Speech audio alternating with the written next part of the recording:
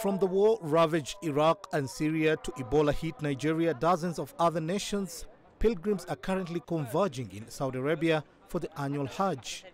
This is the world's largest Muslim gathering.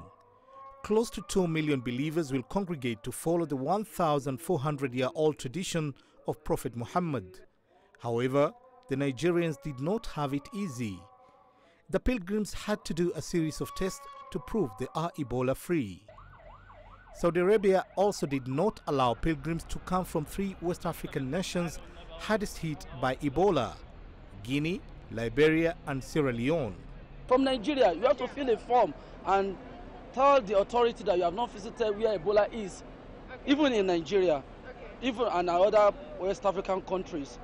By the time you are free from that, then they check your temperature, then you are okay. They gave everybody some vaccine and tablets to use as in normally for everybody when we got to Jeddah. We passed through a lot of, little stress before we come. We did a lot of tests, a series of Ebola tests and so many things like that. We did blood tests and all other things. Pilgrims from across the world are united by a common religious bond. This year's Hajj comes with Muslim nations drawn together by widespread revulsion toward the Islamic State group militants.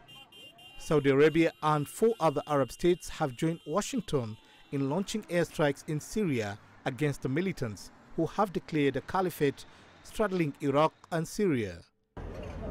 Meanwhile, the Hajj has in recent years been almost incident-free thanks to multi-billion-dollar safety projects by the authorities.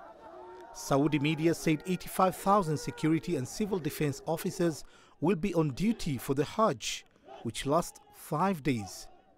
It is among the 5 pillars of Islam, and all capable Muslims must perform the Hajj at least once, the high point of their religious life.